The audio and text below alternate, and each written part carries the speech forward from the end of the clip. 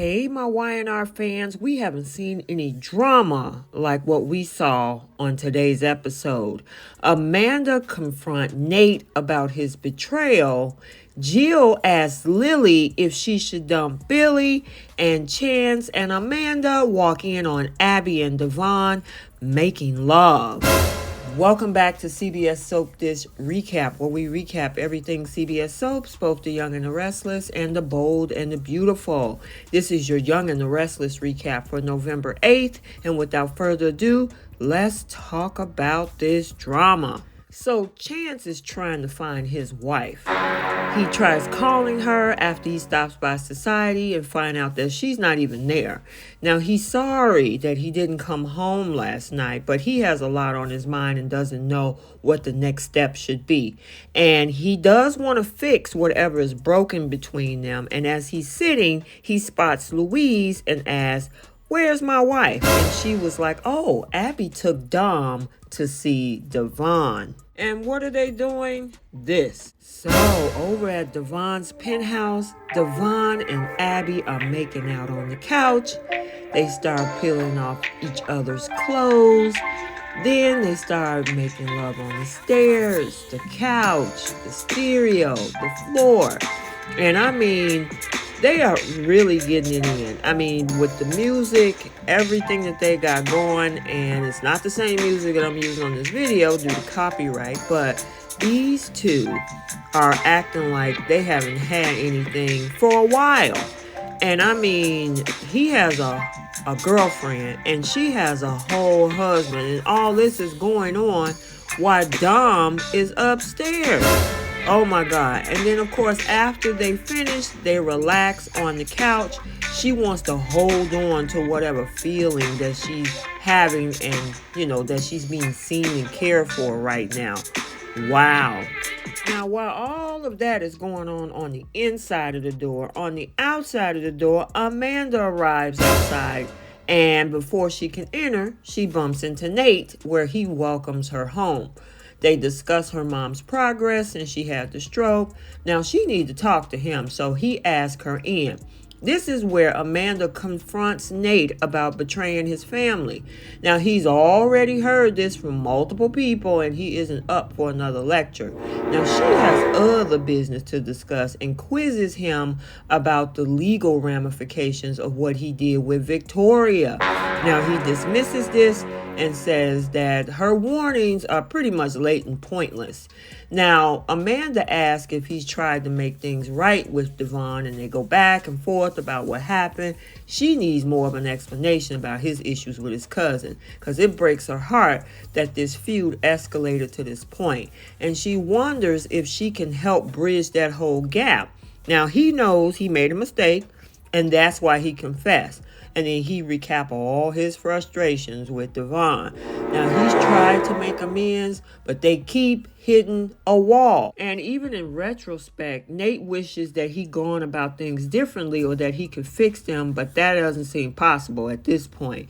Now, she offers to help them reconcile, and she's sure that the feud is hurting Devon more than he realizes. Nate doesn't think that they should push it until Devon is ready. He thinks Devon is even lucky to have her by his side. Now, as he gets on the elevator, Chance steps off. She suggests that they surprise Devon and Abby together, and when they walk in, this happens. Yep, Devon and Abby are still making out on the couch. Yikes. I don't think they expected that when they came back, especially him looking for his wife, and Amanda has been gone visiting her mother. So, yeah, it looks like Chance and Amanda, they staring in shock. I was shocked. My mouth was open to see all of this unfold. And it left us with this storyline as a cliffhanger, so we got to see what happened tomorrow.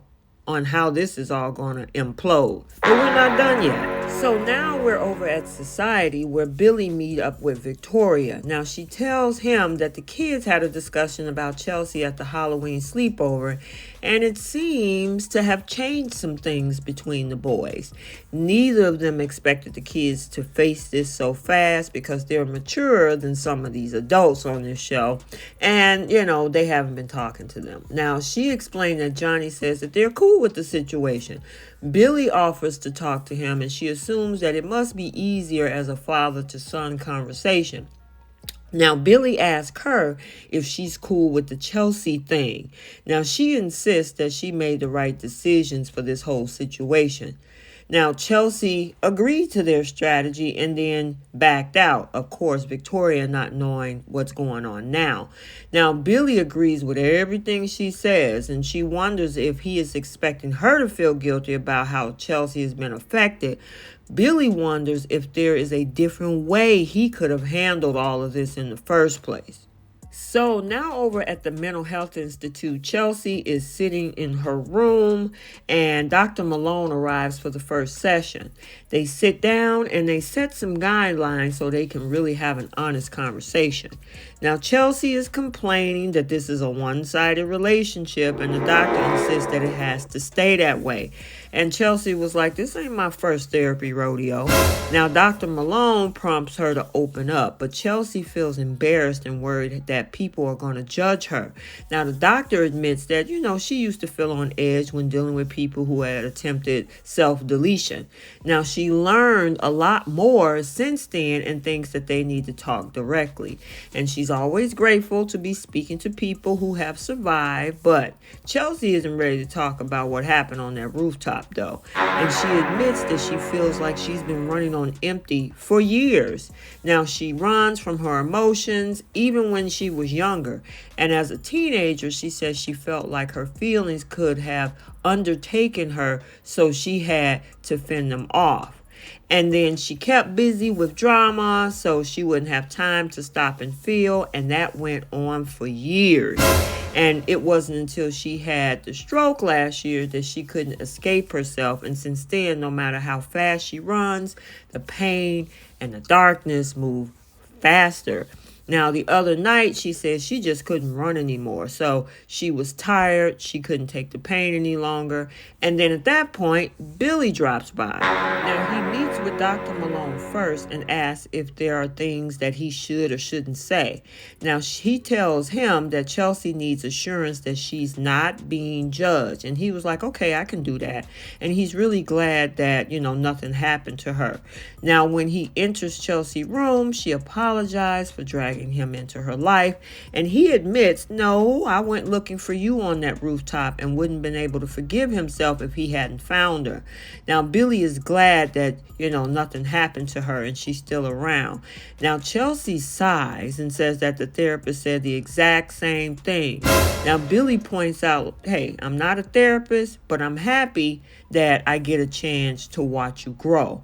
And he reminds her of how much Connor also cares about her too. And she asked about him, and Billy said he seems fine, but she hates worrying about her son.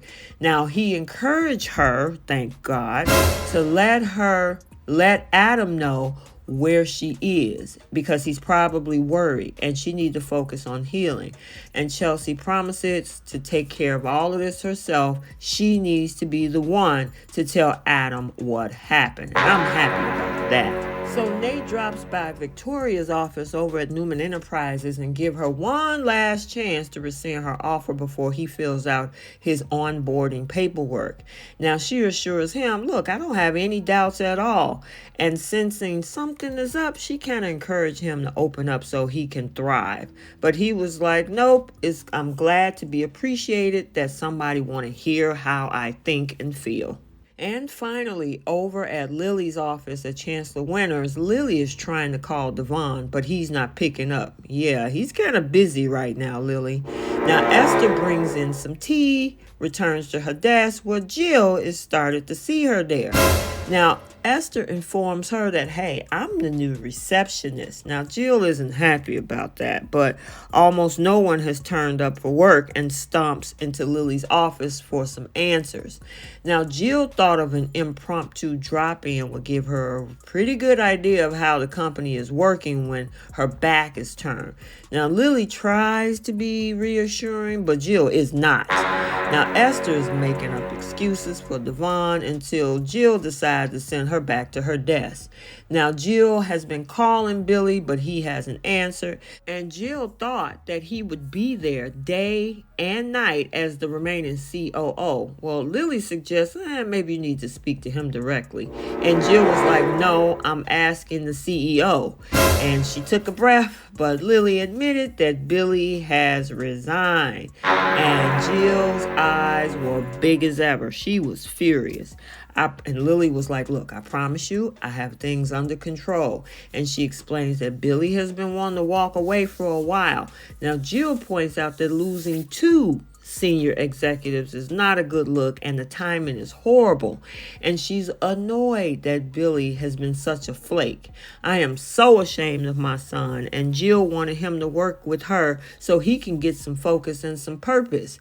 Now, Lily admits that she's not the only one concerned about what he would do next, but maybe bringing him to work there was a mistake, but he agreed to it for them. Now, Jill complains that her son is living the same old pattern over and over again, and she is praying his restless phase would be done. He's on the young and the restless. But there is no excuse for this anymore. She was like, Lily, honey, you deserve better. Lily's like, okay, well, I appreciate your concern, but she knows Billy has flaws and doesn't have time to fix them for him. Now, Jill asks, do you really want to sit around and wait until he finds out what he's searching for? However, Lily says, you know what? I love him, and I hope he finds what make him happy. And she's confident everything at the company will work out as it should. So there you have it, your Young and the Restless recap for Tuesday, November 8th, 2022. Stay tuned for the bold and the beautiful recap also for today. And until the next video, like, comment, and subscribe, and we will see you soon. Bye.